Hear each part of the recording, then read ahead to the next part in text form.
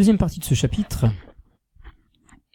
au cours de laquelle il s'agira de définir ce qu'on entend par suivi d'une transformation chimique et comment est-ce que l'on se débrouille en chimie pour réussir à suivre l'évolution d'une transformation. Donc on va introduire ici, on l'a déjà fait au cours de la séance d'activité expérimentale, on va introduire un outil fondamental en chimie, pour cette année, l'année prochaine et les années qui viennent. Cet outil, c'est le tableau d'avancement. Alors quelques définitions dans ce petit 2, suivi d'une transformation chimique et tableau d'avancement.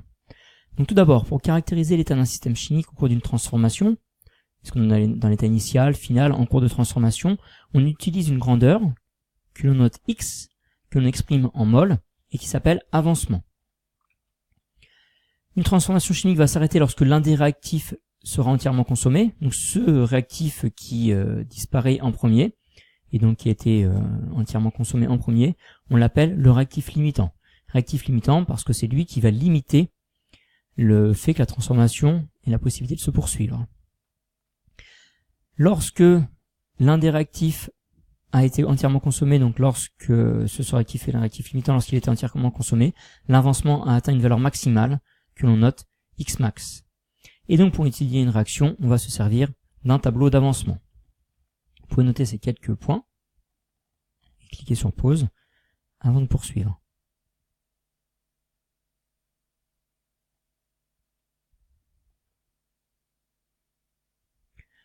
Concernant donc le tableau d'avancement, il est constitué d'un certain nombre de lignes et de colonnes. Première ligne, on va indiquer l'équation de la réaction chimique.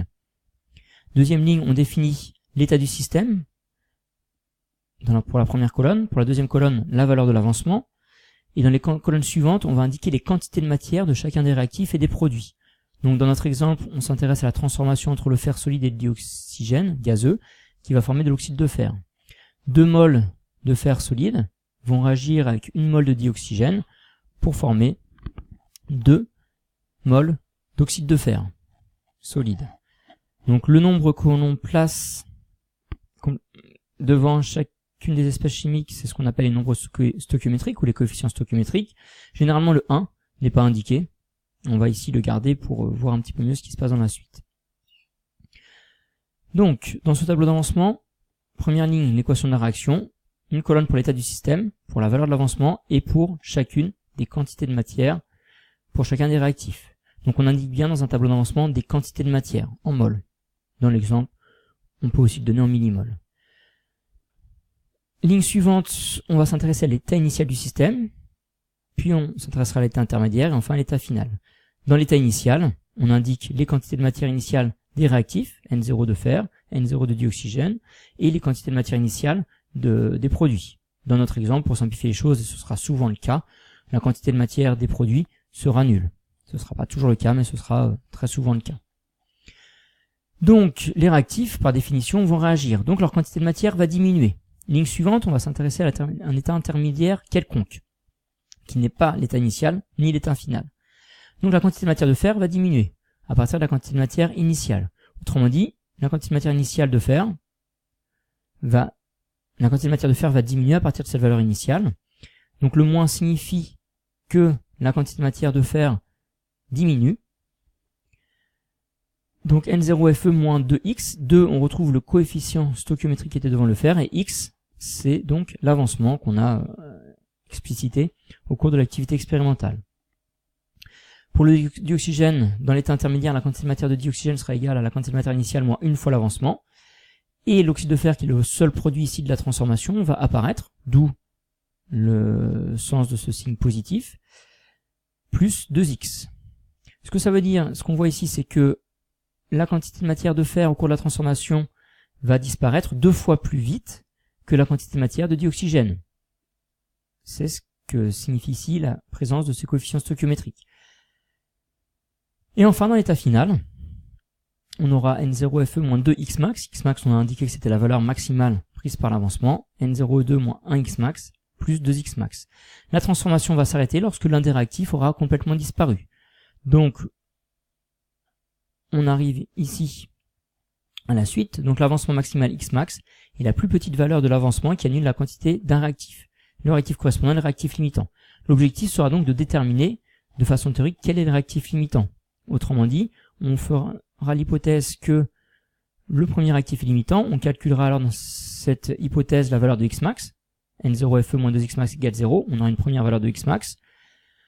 Deuxième hypothèse, le deuxième réactif est limitant, on déterminera la valeur de Xmax, donc N0 moins O2 moins Xmax égale 0. On aura la valeur de Xmax et on comparera ces deux valeurs. On fera tout ça en application. On comparera les deux valeurs de Xmax et on gardera la plus petite valeur de cet avancement maximal qui correspondra donc au réactif limitant. Enfin, dernier point, on dit que les réactifs sont introduits dans les proportions stoichiométriques si la quantité de matière du premier réactif sur son coefficient stoichiométrique, le 2 pour le faire ici, est égale à la quantité de matière du deuxième réactif sur son coefficient stoichiométrique. On démontrera ça en cours. Pour essayer d'illustrer tout ça, je vous propose donc une petite animation qui est disponible sur SPC Corneille. Donc on a l'exemple de cette transformation symbolique, une mole de A qui va réagir avec une mole de B pour former une mole de C plus une mole de D. On considère ici qu'on a 5 moles de chacun des réactifs et dans l'état initial, 0 mol des produits. Et donc l'idée c'est de voir ce qui se passe au cours de la transformation. Donc la transformation va se faire et la valeur de l'avancement va augmenter. Ce qu'on voit c'est que la quantité de matière des réactifs diminue et la quantité de matière des produits augmente. Si l'avancement est égal à 1 mol, la quantité de matière des réactifs a diminué, comme les coefficients stoichiométriques sont tous les deux égaux à 1, de 1 mol, et il s'est formé 1 mol de C et de D. La transformation va s'arrêter lorsque l'un des réactifs aura entièrement disparu. Donc dans notre exemple, les réactifs sont introduits dans les mêmes quantités de matière, les coefficients stoichiométriques sont les mêmes, les réactifs ont été introduits dans les proportions stoichiométriques, donc les deux réactifs sont limitants. On pourrait imaginer prendre ici, à la place de 5 moles, 3 moles, la quantité de matière de B est donc inférieure. Les réactifs sont consommés à la même vitesse, mais les coefficients stoichiométriques étant égaux à 1 et la quantité de matière de B étant inférieure, la transformation va s'arrêter quand B aura disparu. Il en restera donc 2 moles de A, 0 mol de B, qui est alors le réactif limitant. Il se sera formé 3 moles de C et de D.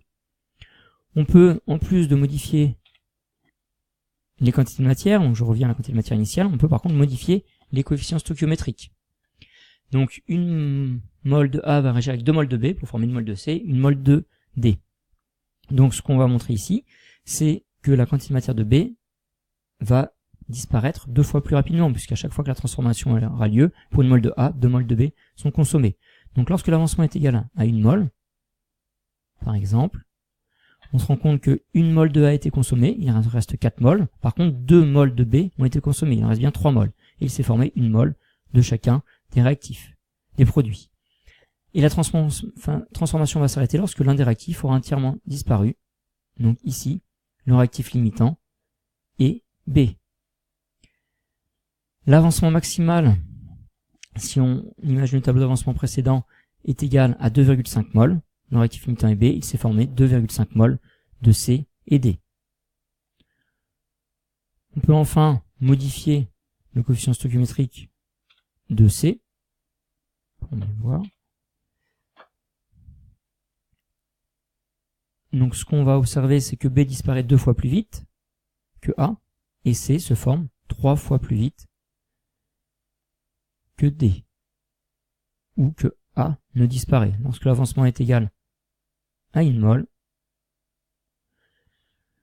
2 mols de B, donc 2 fois X mol de B en réagit, donc 2 fois 1 mol de B en réagit, il reste donc 3 mols de B, 1 mol de A réagit, il reste 4 mols de A, 3 mols de C se sont formés, X est égal à 1, 3X mols de C sont formés, donc 3 fois 1 mol, et une seule mol de D s'est formée. Comme précédemment, la transformation s'arrête lorsque l'un des deux réactifs a disparu, ici, le réactif B.